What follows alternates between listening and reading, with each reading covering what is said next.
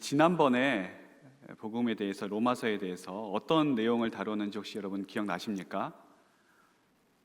당황해 하시는 것 같은데 제가 리마인드 해드리겠습니다. 우리가 복음을 통해서 깨닫게 되는 것, 하나님께서 주신 소명이 있다라고 하는 것입니다. 이 소명에는 두 가지가 있는데, 소명은 곧 부르심 아니겠습니까? 첫 번째는 존재적인 부르심입니다. 예수님을 믿는 사람이면 누구나 다 하나님의 자녀로 복음을 통해서 부르심을 입었다. 두 번째는 사명으로의 부르심입니다. 이 사명으로의 부르심은 각자가 다 다른 부르심을 받게 되어 있습니다. 그래서 내가 사명을 받았다라고 할 때 꼭 무엇을 확인해야 되는가? 정말로 소명을 받았는가? 그것을 한번 우리가 확인해 봐야 된다고 말씀을 드렸고요. 그리고 그 소명을 감당하고 또 사명을 감당하기 위해서 우리에게 중요한 정체성이 있는데, 바로 종으로서의 정체성이 우리에게 있어야 된다라고 하는 말씀을 드렸습니다. 오늘은 왜 우리가 복음을 또다시 들어야 되는가, 그 부분을 가지고 여러분과 함께 말씀을 나누어 보겠습니다. 여러분, 지금 로마서가 시작된 지 4주가 되었습니다. 그런데 계속해서 여러분에게 한 주도 빠짐없이 말씀드리는 단어가 있죠. 어떤 단어입니까? 복음이라고 하는 단어입니다. 이 복음이라고 하는 단어. 우리가 계속해서 이 복음에 대해서 듣고 있는데, 어떤 분들은 이제 그렇게 생각하는 분이 계실지도 모르겠습니다. 아유, 목사님, 지금껏 복음 들어왔는데 앞으로도 계속 복음 들어야 됩니까? 네, 여러분, 죄송하지만 계속 복음 들으셔야 됩니다. 이 로마서를 통해서 하나님께서 우리에게 주시는 메시지, 핵심 메시지는 복음입니다. 로마서에서 다른 것을 찾는다라고 한다면 그것은 복음에서 벗어나는 길이고 말씀에서 빗나가는 길입니다. 우리가 계속해서 로마서를 살펴보면서 이 로마서에서 우리에게 주시는, 그리고 우리에게 말씀하시는 핵심 메시지, 그 복음을 계속해서 들어야 되는 것이죠. 뭔가 새로운 메시지 없습니까? 뭔가 좀 힘이 되고 위로가 되고 뭔가 좀 우리의 마음을 신선하게 해줄 수 있는 그런 메시지 없습니까? 없습니다. 로마서는 복음을 처음부터 끝까지 계속해서 우리에게 강조해주고 있습니다. 왜 우리가 복음 말고 다른 걸 들으면 안 되는지, 왜 복음이 우리에게 이렇게나 필요한 것인지 로마서를 보면 그것을 잘 알 수가 있게 됩니다. 그러면 여러분, 우리가 복음에 대해서 모르는 게 아닌데 왜 또 복음을 들어야 됩니까? 우리가 복음에 대해서 한두 번 들은 게 아닌데 왜 이 저녁 시간까지 와서 복음에 대해서 또다시 우리가 말씀을 들어야 하는 것입니까? 그 의무는 여러분만, 우리만 있는 것이 아니라 로마 교회의 성도들도 마찬가지였습니다. 로마 교회의 성도들은 복음을 모르는 사람들이 아니었습니다. 복음을 잘 알고 있는 사람이었습니다. 그래서 오늘 11절에 바울이 이렇게 이야기합니다. 내가 너희 보기를 간절히 원하는 것은 어떠한 신령한 은사를 너희에게 나누어 주어 너희를 견고하게 하려 함이니. 여기서 사도 바울이 말하는 신령한 은사라고 하는 것이 다른 은사가 아니라 복음을 이야기하는 겁니다. 내가 너희에게 복음을 나누어 주고 싶다. 그리고 오늘 15절에 이렇게 이야기합니다. 그러므로 나는 할 수 있는 대로 로마에 있는 너희에게도 복음 전하기를 원하노라. 분명히 로마 교회의 성도들은 복음을 알고 있는데 로마 교회 성도들에게 뭘 전하길 원한다고 이야기합니까? 복음 전하길 원한다. 복음 전하길 원한다. 그러면 사도 바울은 왜 로마 교회가 복음을 다시 들어야 된다라고 생각을 했겠습니까? 여러분, 전 세계적으로 수많은 음료들이 있는데 이 음료 시장 중에서 독보적인 1위를 차지하는 음료가 있습니다. 뭔지 아십니까? 코카콜라입니다. 코카콜라. 그냥 콜라가 아니라 코카콜라가 독보적인 1위를 차지하고 있습니다. 코카콜라 모르는 사람은 없습니다. 저 아프리카 오지에 가도 미국이라는 나라는 잘 몰라도 코카콜라는 다 알고 있습니다.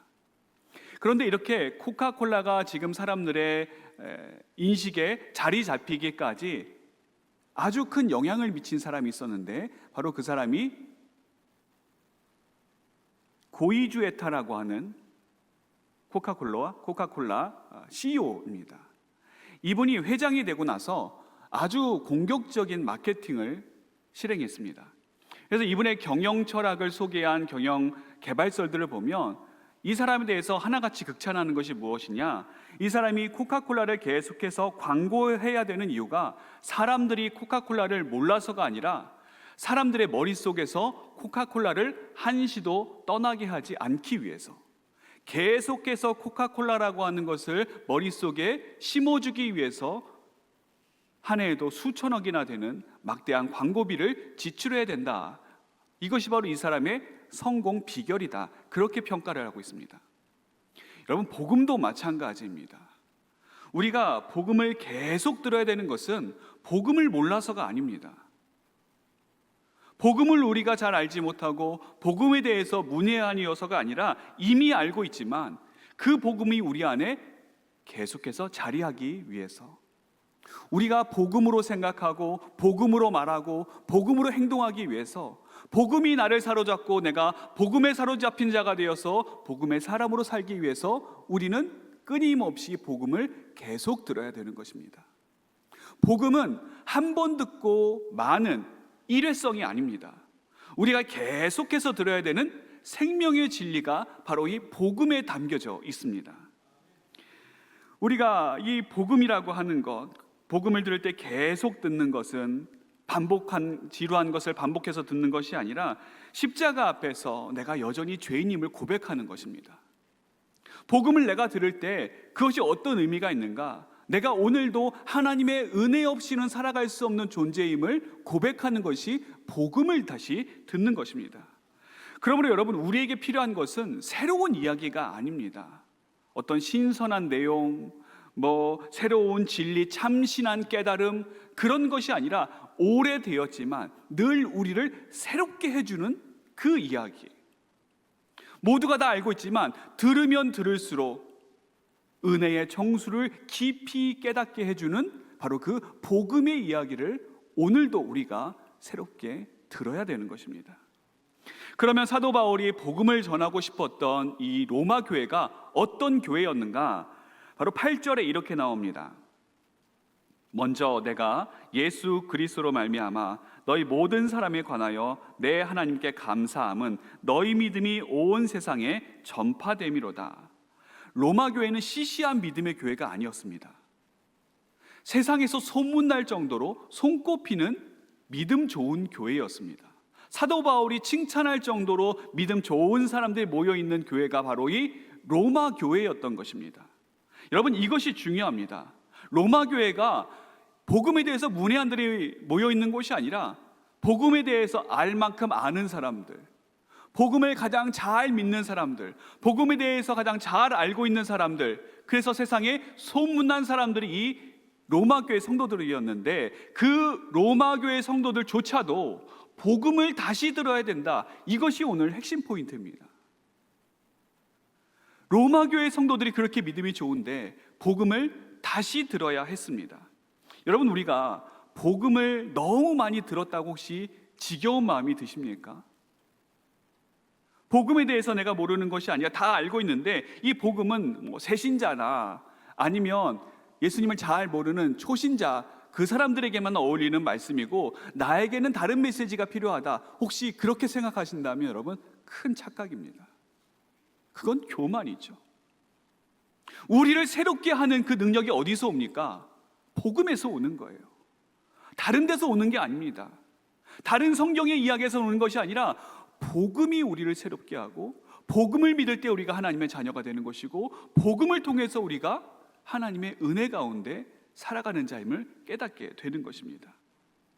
로마 교회의 성도들은 복음을 알고 있었지만 복음 듣는 것을 지루해하지 않았습니다.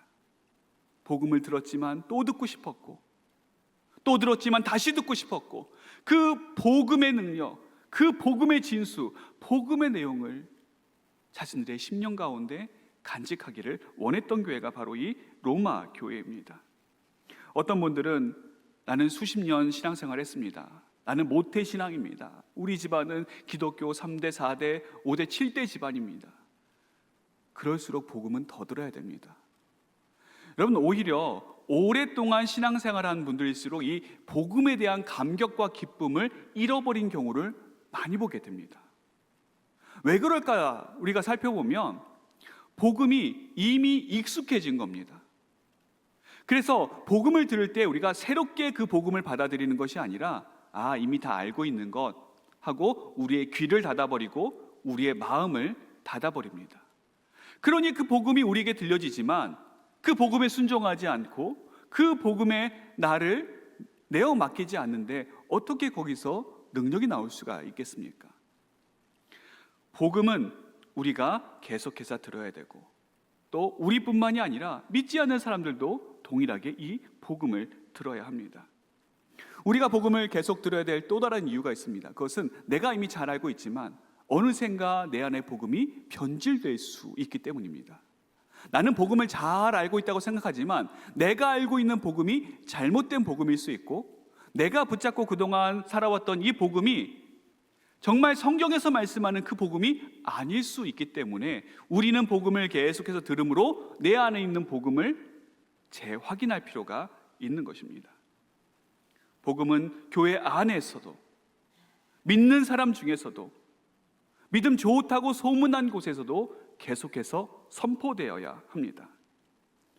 여러분, 우리 자신을 한번 점검해 보십시오. 내 안에 복음의 감격과 기쁨이 있습니까? 아니면 복음이라는 이야기를 들으면 지루하고 졸립니까? 복음의 능력을 생각하면 내 안에 감사가 흘러나오고 찬양이 흘러나오고 은혜가 흘러나오니까 아니면 아이고 다 알고 있는 이야기 또 말씀하시네. 그런 복음에 대한 감격이 무뎌진 우리의 마음이 혹시 발견되지는 않으십니까? 제가 우리 성도님들을 위해서 기도하는 건 다른 게 아닙니다. 하나님 우리 성도님들 돈 잘 벌게 해주세요, 건강하게 해주세요, 시험에 붙게 해주세요, 세상에서 성공하게 해주세요. 그런 것보다 정말 중요한 저희 기도 제목은 뭔지 아십니까? 하나님 우리 산돌교회 성도님들 복음을 잘 알게 해주옵소서. 복음의 감격과 능력이 그 10년 가운데 충만히 임해서 늘 흘러나오게 하여 주옵소서. 세상을 살아갈 때 다른 힘과 능력으로 살아가는 것이 아니라 복음의 힘과 능력으로 하나님 오늘도 살게 하여 주옵소서. 그게 제가 제일 크게 기도하는 기도 제목입니다.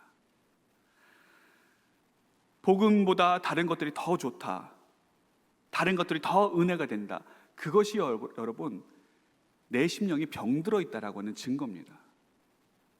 내 안에 있는 복음이 잘못 자리 잡고 있다라고 하는 증거가 되는 것이죠. 사도 바울은 복음의 감격과 기쁨을 알았던 사람입니다. 그래서 자신이 누리고 있었던 이 복음의 감격과 기쁨을 로마 교회 성도들도 함께 누리기를 원했습니다. 오늘 9절에 보시면 우리 그리스도인들이 어디 안에서 살아가야 되는지를 잘 말씀해 주고 있습니다. 9절 상반절에 보시면 내가 그의 아들의 복음 안에서, 지금 사도 바울이 로마 교회 성도들에게 편지를 보내는데 어디 안에서 이 편지를 보내는 겁니까? 그의 아들의 복음, 즉 예수 그리스도의 복음 안에서 이 편지를 보내고 있는 겁니다. 그러면 이 로마서에 적혀져 있는 이 메시지는 어디 안에 있는 메시지입니까? 복음 안에 있는 메시지가 되는 것이죠. 사도 바울 자신의 개인적인 생각이나 경험을 말하는 게 아닙니다. 복음을 이야기하는 거예요. 그러므로 이 복음, 그리스도인이란 어떤 사람인가? 복음이 내 안에 충만해 있는 사람, 복음의 기쁨과 감격을 아는 사람, 복음이라는 말을 들으면 하나님께 감사와 찬양과 경배가 저절로 나오는 사람, 그 복음의 사람이 바로 진정한 그리스도인이다라고 할 수가 있는 것입니다. 복음은 이용하는 게 아닙니다. 어떤 분들은 복음을 장사수단이나 개인의 이익을 위한 도구로 사용합니다. 오늘날 복음을 말하면서 이 복음을 자신의 정치적인 성향이나 아니면 사적 유익을 위한 용도로 사용하는 분들을 가끔씩 볼 수가 있습니다. 그런데 이제 그분들의 이야기를 잘 들어보면 겉으로는 복음을 이야기하는데 속으로는 무엇을 이야기합니까? 자신의 생각을 이야기하는 겁니다. 왜 그런가? 복음이 그분의 중심이 아니기 때문입니다. 복음은 내가 원하는 것, 내가 바라는 것을 이야기하기 위한 포장지에 불과한 것이죠. 그렇기 때문에 복음이 그 안에 중심되어 있지 않으면, 그 중심 자리에 있지 않으면 자신의 생각을 이야기할 수밖에 없고 자신의 의견이나 자신의 사상을 다른 사람들에게 이야기할 수밖에 없는 것입니다. 그러므로 우리가 복음을 생각할 때 두 가지를 꼭 기억해야 됩니다. 내가 복음 안에 바로 서 있는가, 그리고 복음 안에 내가 살아있는가. 여러분, 이 둘은 따로따로가 아닙니다. 우리 그리스도인들은 내 안에 복음이 있어야 됩니다. 동시에 복음 안에 내가 있어야 됩니다. 내가 복음 안에 있지만 복음 또한 내 안에 있어야 되는 것이죠. 그럴 때 나의 뜻, 나의 소원, 나의 바람보다는 무엇을 앞세우게 됩니까? 하나님의 뜻, 하나님의 계획, 하나님의 섭리를 보다 더 앞세우게 되는 것입니다. 그래서 오늘 10절에 사도 바울이 이렇게 이야기를 합니다. 어떻게 하든지 이제 하나님의 뜻 안에서 너희에게로 나아갈 좋은 길 얻기를 구하노라. 내 뜻이 아닙니다. 나의 계획이 아니죠. 하나님의 뜻이 어디에 있든지, 나의 뜻을 주장하고 나의 계획을 주장하면 그것이 어그러지면 어떻게 됩니까? 화가 납니다. 절망적이게 되죠. 실망하게 됩니다. 낙심하게 됩니다. 그러나 우리가 우리 안에 복음이 있어서 두려움이 없으면 하나님께서 이리 가시라 하면 이리 가면 되고 저리 가라 하면 저리 가면 되는 건 아니겠습니까? 나의 마음과 나의 생각과 나의 기호와는 상관없이 하나님의 뜻이 나의 뜻이 되는 것이고 하나님께서 이끄시는 그대로 내가 따라가면 되는 겁니다. 얼마나 마음 편합니까? 얼마나 기쁨이 그 안에 충만하겠습니까? 그럼 사도 바울이 하나님의 뜻을 따라 로마 교회로 왜 가고 싶어 했는가? 11절에 말하는 대로 어떤 신령한 은사, 즉 복음을 로마 교회에 전하기 위해서였습니다. 그리고 그 뒤에 복음이 우리에게 주는 중요한 특징 하나를 이야기하는데, 그것은 우리를 견고하게 하신다는 것입니다. 11절 하반절에 이렇게 나옵니다. 어떤 신령한 은사를 너에게 나누어 주어 너희를 견고하게 하려 함이니. 복음은 우리를 견고하게 세워줍니다. 오래전에 어떤 성도분이 찾아와서 이제 상담을 하게 되었는데, 그분이 자신의 이야기를 하면서 이런 이야기를 하시는 겁니다. 목사님, 저는 오랫동안 신앙생활을 해왔는데 제가 믿음 좋은지를 잘 모르겠다는 거예요.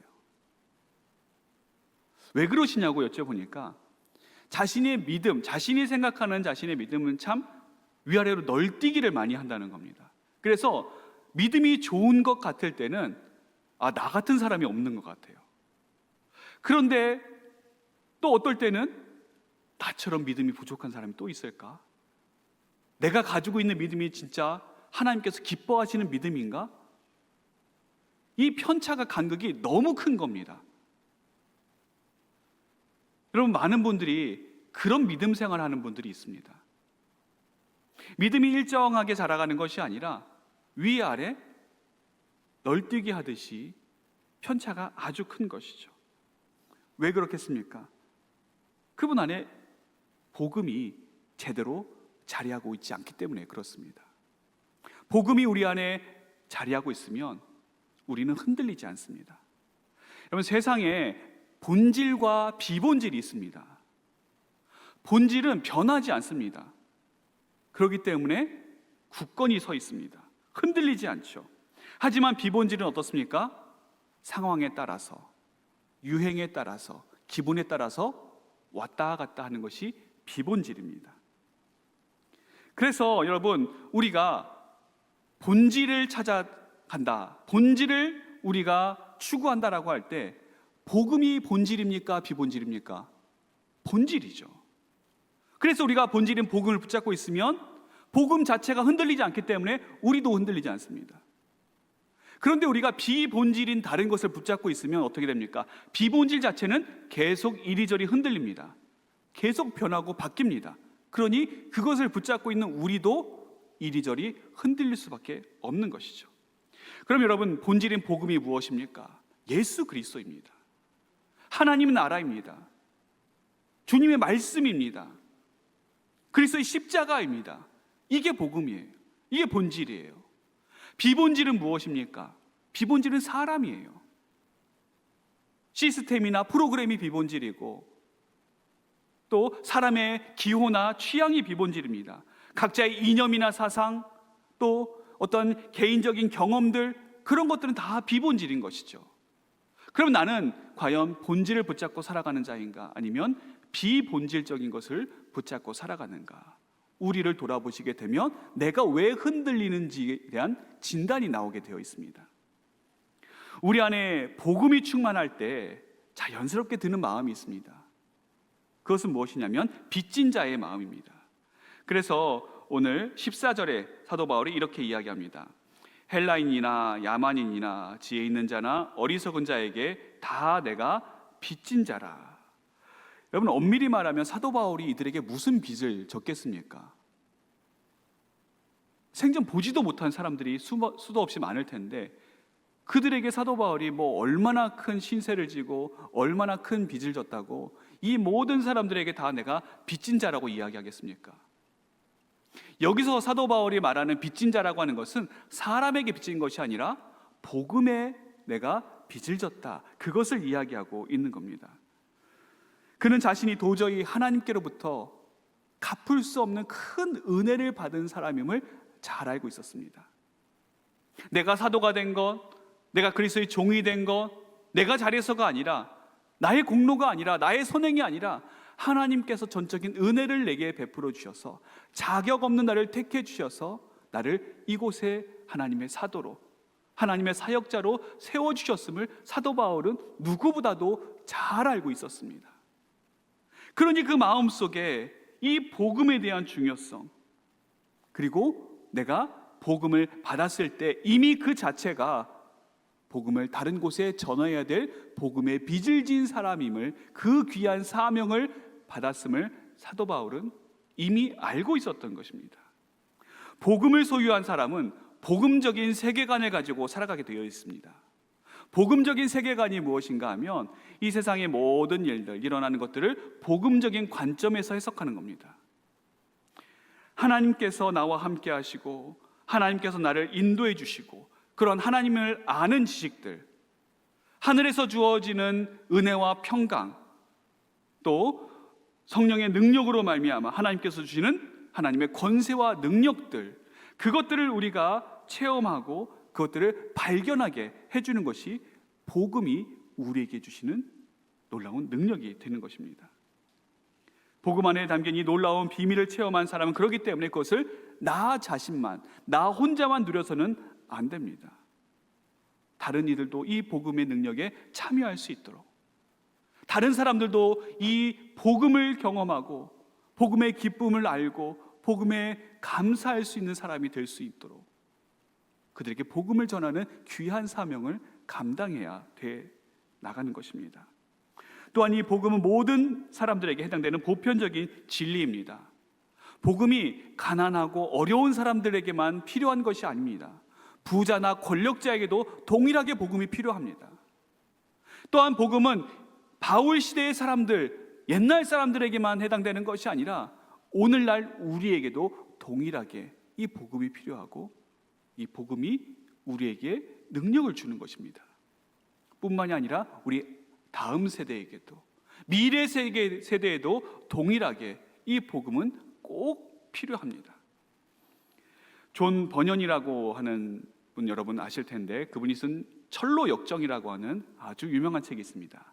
여기에 이제 나오는 주인공이 크리스찬이라고 하는 이름을 가지고 있는데, 이 크리스찬이 어느 날 성경책을 읽다가 자신이 큰 죄인임을 깨닫게 됩니다. 그리고 여기 있으면 안 되겠다, 여기를 떠나야겠다 하는, 그가 살고 있었던 성읍의 이름이 멸망의 성읍이라고 하는 그 마을입니다. 그래서 여기서 떠나게 되는데, 이 사람이 순례길을 가는데 그의 등에는 무거운 짐이 지워져 있습니다. 그런데 이분이 이 짐을 가지고 여러 순례길을 다니다가 난관도 만나고 우여곡절을 참 많이 겪습니다. 그러다가 하나 언덕 꼭대기에 있는 십자가를 발견하게 됩니다. 그리고 그 십자가에 올라가려고 하는 순간 놀라운 일이 벌어지게 됩니다. 그게 뭐냐면 자신이 아무 일도 하지 않았는데 자신의 등에 메어져 있던 짐이 스르르 풀리더니 한쪽 무덤에 있는 입구 안으로 들어가 버리는 겁니다. 그리고 영원히 다시 찾을 수가 없게 된 것입니다. 여기서 이 크리스찬이 자신이 이렇게 홀가분하게 된 것, 그동안 무거운 짐을 가지고서 여기까지 왔는데 이 십자가 앞에서 스스로 자연스럽게 그 모든 짐이 해결되어진 것, 그것에 대해서 감사하면서 하나님을 찬양하는 그 내용이 바로 여기에 나오는 내용입니다. 여기서 이 크리스찬이 지고 있었던 무거운 짐은 말씀 앞에서 내가 얼마나 큰 죄인인지를 깨닫게 되는 죄책감이었습니다. 정죄감이었죠.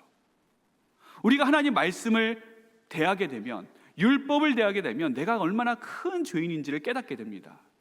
앞으로 우리가 로마서를 쭉 다루면서 그 내용을 이야기할 텐데, 그 우리 마음 가운데 찾아오는 이 정죄감, 죄책감, 이건 우리가 해결할 수 없는 겁니다. 어디에서 해결할 수 있습니까? 십자가 앞에서 해결할 수가 있는 겁니다. 우리가 십자가 앞에 섰을 때 우리가 무엇을 하지 않아도 하나님께서 그리스도의 보혈을 보시고 우리의 모든 죄를 다 사해 주시는 겁니다. 자연스럽게 우리의 죄짐이 풀어지게 되는 것이죠. 복음 앞에 섰을 때 이 크리스찬의 짐은 자연스럽게 제거가 되었습니다. 그리고 바로 그 순간부터 이 크리스찬은 빚 없는 사람이 아니라 복음의 빚진 자로 살아가게 되었습니다. 짐을 벗었기 때문에 나에게 아무런 책임이 없는 것이 아니라 값없이 짐을 벗겨주신 그 은혜에 합당한 삶을 이 사람이 살아가게 되는 것이죠. 여러분, 우리도 마찬가지 아니겠습니까? 은혜로 짐을 내려놓는 사람은 내가 짐을 다 내려놨기 때문에 나는 아무런 일도 안 해도 된다, 그렇게 생각하지 않습니다. 더 이상 자기만을 위해서 살아갈 수가 없습니다. 같은 짐을 지고 살아가는 다른 사람들을 돌아볼 수밖에 없습니다. 이것이 빚진 자로서의 고백인 것입니다. 사도 바울이 바로 그 고백을 하고 있는 것입니다. 내가 빚진 자다. 나도 예전에 헬라인처럼, 유대인들처럼, 그리스인처럼, 믿지 않는 사람들처럼 저런 무거운 죄짐을 지고 살아왔는데 이제는 우리 예수 그리스도의 보혈이, 이 복음이 나의 모든 죄짐을 해방케 하셨다. 이것을 나는 전하지 않고서는 견딜 수가 없다. 이것이 바로 사도 바울이 가지고 있었던 은혜에 대한 자각, 그리고 자신에게 주어진 사명을 감당하는 일이었습니다. 오늘 우리에게도 동일한 은혜가 주어지게 되고 오늘 우리에게도 동일한 사명이 주어지게 됩니다.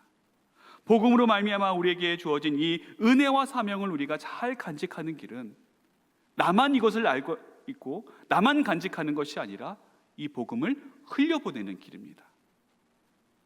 우리 가정 가운데, 일터 가운데, 학교 가운데, 직장 가운데, 또 나의 삶의 여러 자리 가운데 하나님께서 부어주시는 놀라운 이 복음의 능력과 은혜를 계속해서 흘려보내는 복음의 통로가 되는 것이 하나님께서 우리에게 부여해 주신 귀한 사명을 감당하는 길입니다. 오늘 하나님께서 우리에게 귀한 이 복음의 말씀을 들려주셨는데 이 복음을 잘 간직하며 그 복음을 전하는 복된 인생으로 살아가는 우리 사랑하는 산돌의 모든 성도들 되시기를 주님의 이름으로 축원합니다.